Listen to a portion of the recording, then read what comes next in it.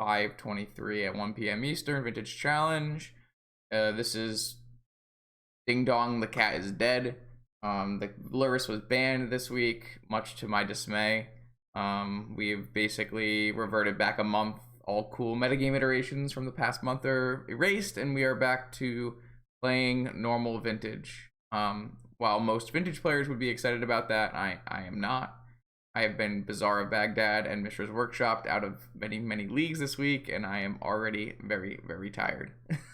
So I will do my best to enjoy this format and challenge for your enjoyment. But we'll have to see if my mental holds up. So I put a Twitter poll up today. We could play PO Shops, Oath, or Hollowvine, and people wanted to play PO. Unfortunately, there's a bug on Magic Online where if you have a repeal on the top of your library, you cannot cast it off of Bolas's Citadel, which is a very big bug for the PO deck, because the PO deck is actually just a Tinker deck that tinkers for Citadel.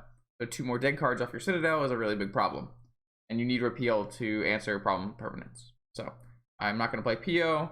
I was thinking about playing Hollowvine, but I played a league last night, and I played a Hollowvine Mirror, and I never want to play a Hollowvine Mirror ever again, so we're not playing that. So, can you not hear me, vlog? Or is it just I'm not happy? Or is there like actual bitrate problems? Doesn't look like there's actual bitrate problems. Anyways, we're playing Fuyumiya Oath today. I think the deck's pretty reasonable, and the number of Caracas has decreased, so you can back to playing your good Oath targets. I don't think I'm super good at this deck. I think I still have a long way to go, but I think that's got a pretty low floor and a decently high ceiling. So, all right, round 1 Vintage Challenge with Fuyumiya Oath. We won the die roll. We've got turn 1 Oath with Force of Will backup, as well as Ancestral. I mean, I think we're keeping this. Yeah, definitely 4 Okos is the correct number of Okos. I guess the question becomes, like, are we casting Ancestral or Oath of Druids? Because we're on the play.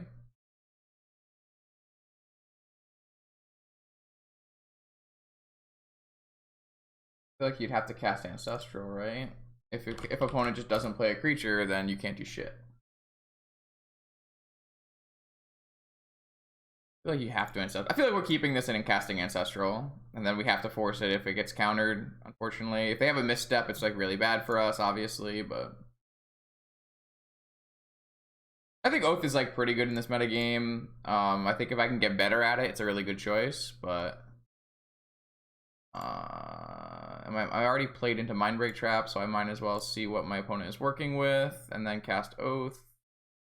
Opponent is on mono blue Urza, which is a pretty cool deck. So it looks like what we'll do is we'll probably cast Oko here. I don't really see any reason to jam Oath right now when we can just play the better card, which is Oko. Yeah, I'm not actually sure I would ever keep this hand as a Urza player. I think that hand's like really weak. But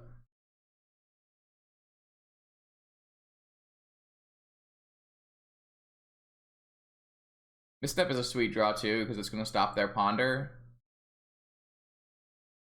I actually think Oath is like pretty good right now, but there's some like there's a little bit of nuance in the sideboarding and not really actually. I think like it's a pretty high skill floor deck. Obviously you can just put Oaths into play, but I think it has a higher ceiling than people give it credit for.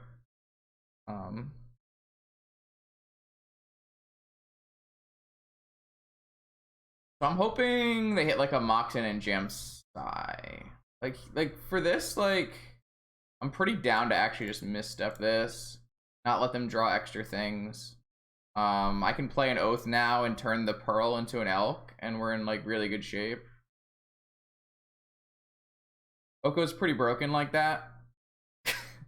The Elk is never gonna threaten Oko, and the Elk is just gonna trigger my Oath of Druids, so even if they drew Force of Will off the top, we have our own Force of Will to match. So There was a Urza list recently they probably just copied from. I'm gonna turn off their mana source and turn it into an elk, and then we have Oath trigger next turn as well as Oko. The game's probably over. I don't think main deck Soul Guide Lantern in this deck is that bad, Cho. Like, if there's any deck that would play main deck Soul Guide Lantern, it seems like the Urza side deck would be the one that would play it. But yeah, dude, we're back to fun vintage where one player plays the game and the other player doesn't. In the Luris format, you would play a fun back and forth where you both cast spells and try to kill each other's 3/2 lifelinker. But all right, where were we? I don't actually have a sideboard guide for Urza. I would assume we would actually do want Ancient Grudge in comparison to PO, where you don't really care about Ancient Grudge. I would assume you want Traps still, and you might want something like Veil of Summer. I don't know if you would actually want multiple claims. A Braid seems okay, whereas Fire Prophecy doesn't actually kill anything.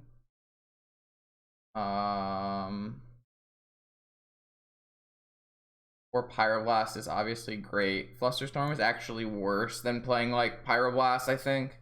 Unless they're playing POs in their deck, which we don't know for sure if they are or not. I think I would rather like take out these conditional non-creature spell removal counters and I'd rather have like a Trap, a Grudge, and like I think we might want claims, but I'm not 100% sure on the claims. Like I could see maybe like negations being worse than claims, but they could still play PO, so it's kind of hard to say.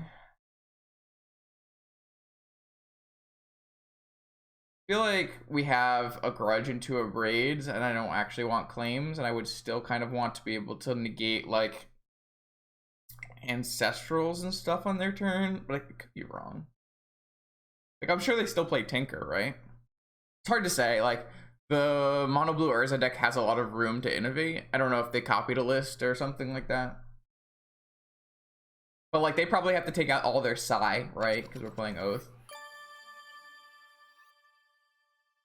I'm gonna try like this. I could see that being wrong though.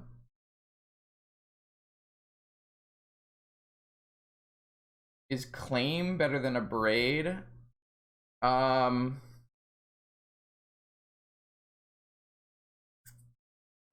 It could be. We don't know if they have a second color. They could play a second color. So like theoretically, a lot of my Urza decks have Lavinias in them, but I guess other people don't play Lavinias. So yeah, maybe Claim is better than a Braid. No, I actually don't think Hedge against Lavinia is actually reasonable. I think it's more of it's like my own personal deck building that got in the way of probably a decision. Because a Braid doesn't kill Urza and it doesn't kill Psi, so there's like probably no targets. Like if opponent doesn't have a Mentor or Lavinia in their deck, there's actually just no targets that make it better than Claim. So I would think that it was just wrong. So I could like negate that. I don't think it's unreasonable to negate that, but opponents at 4 cards, I don't really. Unless like I guess if their next play here is Urza, but then we have an Oath to follow up, so I don't really see that being a problem.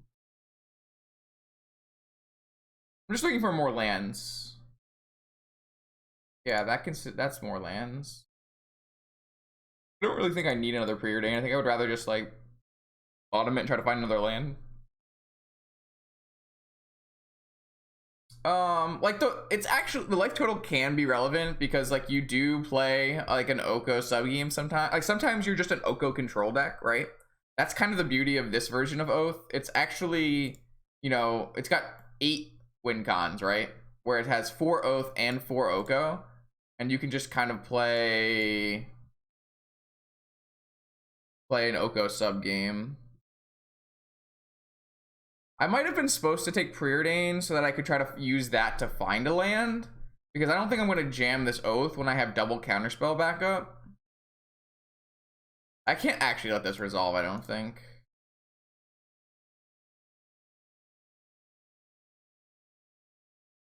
I have a Tolarian Academy. Interesting. Like, I probably should have kept the Preordain so I could cast Preordain here and try to find my third land. Because, like, there's no reason to jam this Oath when I can wait one turn and have much better backup. So, I think probably bottoming the Preordain is a mistake, knowing that I have a land coming. See, as I said, there's a lot of learning to be done. I do not have a lot of reps on Oath. I think I've only streamed Oath once, and that was the last challenge before Luris, which we did top 8. And I played a couple leagues with it. I've lost to Maharu playing Oath a lot. That's a great draw. Absolutely fantastic draw. Would draw again. I could wait for one more land, but I think with 3 cards in opponent's hand, this is a good time. Like, if their cards are blue card Force Flusterstorm, then so be it. But I'm gonna go with Veil, I think, over Pyroblast, because Pyroblast can actually be used as a removal spell. I actually don't think they needed to ban it. I think they could have. I kind of actually am leaning towards what Brian said, and they could have tried restricting PO and Breach first. But I think it's fine.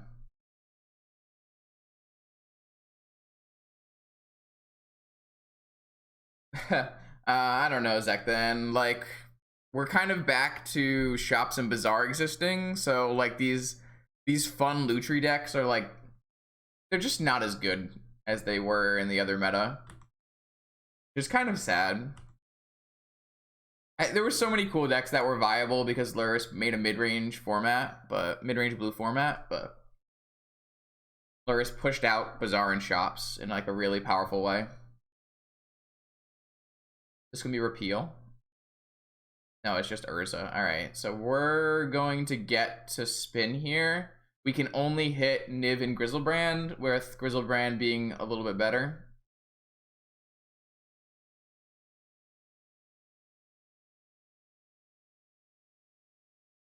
Well, that's actually not true, Admiral. So decks were playing one Breach pre-Luris, but post-Luris, they were able to go more heavy on the Breach plan because they could mill their Breach and rebuy it with Luris. So you actually had decks that were playing 3 Breaches in the Luris metagame.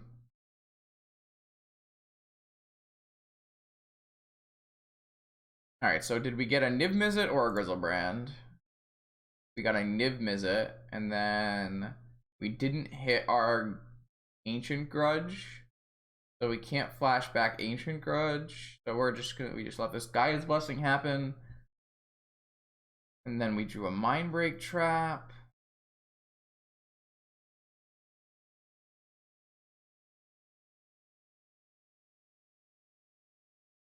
I think what I'm gonna do is I'm just gonna ping down the Construct to limit my opponent's mana. I mean, I can just Pyroblast the Urza, and then I don't even care about the Construct.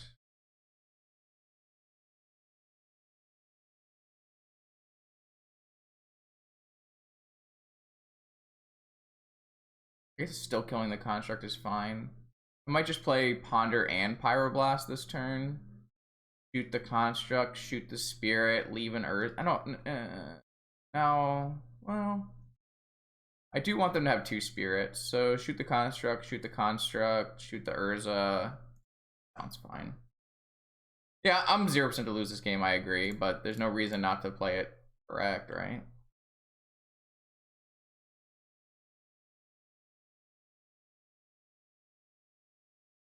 Alright. It's possible. I feel like you're supposed to Pyroblast the Urza just so they can't spin, right? And like hit Vault Key or something. Like, I think there are ways that this could go poorly. I just don't. They involve casting 3 spells typically, so.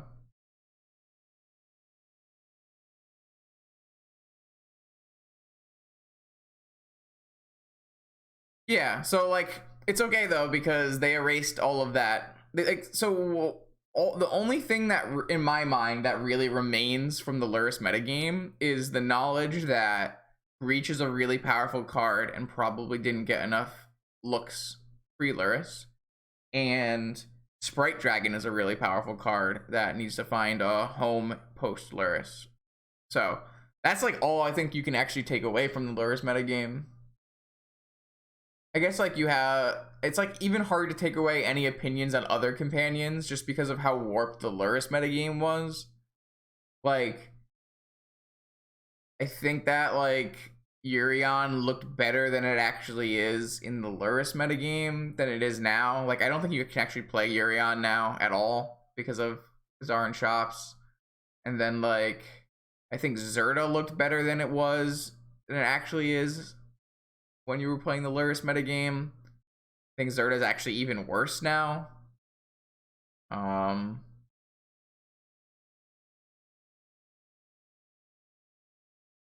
So I made a Garuda deck. It's like Belcher. It can win. It's just not super good.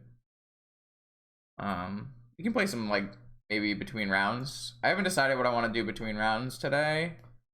I was thinking we might play some Runeterra just because everybody's getting into Runeterra. But yeah, it's kind of so like Sudoku. That's like a lot of work. Oh, I'm not actually good at it either, and I don't know if I find it enjoyable. Now, if you had suggested the other one, what's the honorable death one? The Puku? Something like that? If you had suggested that, then maybe. Yeah, that's the one. Close.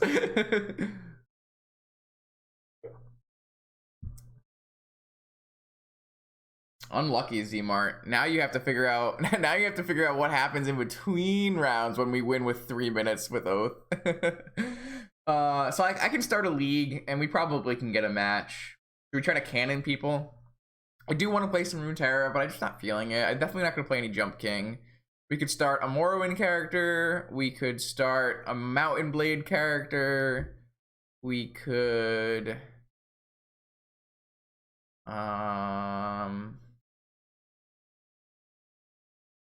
Welcome to Vintage, Mike.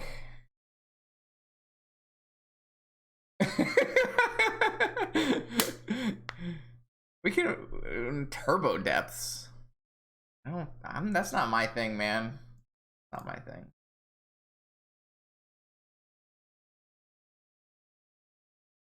I'm really sad because I was working on this sweet Oracle Lutri list. I just don't think it's very good. I might need to go buy more Pact of Negations.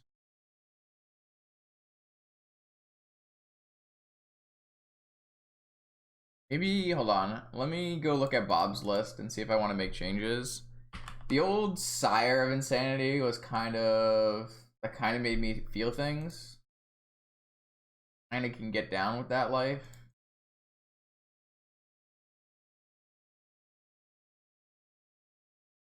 Thought Not Seer, one Sire of Insanity.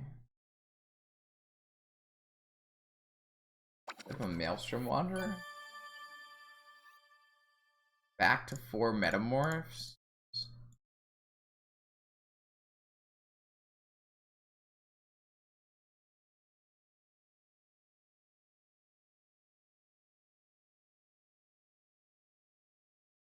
Yo, what's up, Justin? We just played a match of Vintage, as in we cast Oath on turn 2 in both games, and our opponent conceded. Yo has really never been broken. It just doesn't get the metagame hate that Dredge does. That's my sarcastic voice. Dredge isn't broken, you just need 8 cards in the sideboard for it. Yeah, Mentor, a term, yep, sounds right. Yep. Mentor, that's another cool card that we can welcome back into the Vintage metagame thanks to the Lurrus ban. Ay, ay, ay. All right, what else are we doing here? I think that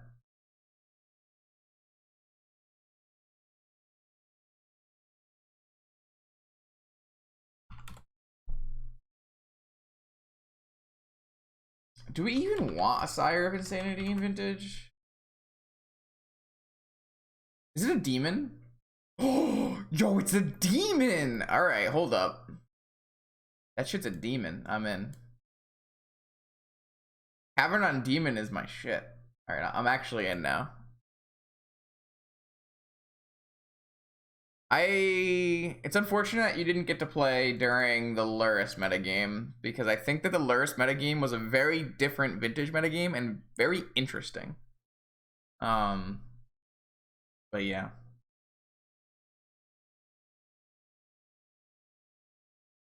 We are pretty much back to the same post Narset restriction world that we were in before.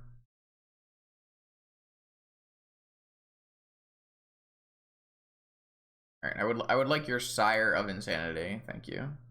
Should I buy multiple Sires while I'm here, just in case we decide we want more Sire of Insanities? Oh, looks like GoBots died. Oh, we're back.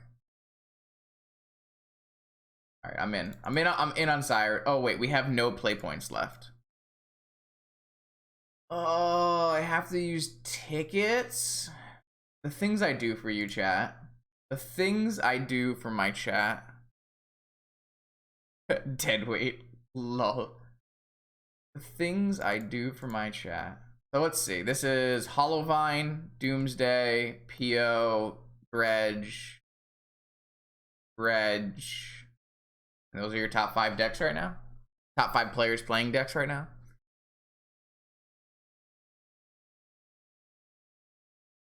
Yeah, and it makes a lot of sense that Rich would not like Lurrus because he does not like change, right? Lurrus made Vintage extremely different from what it was previously. And classic Vintage players are never going to like that.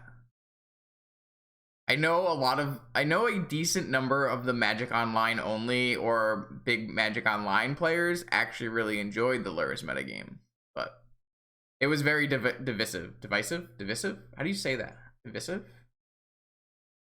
Gotta be divisive, right?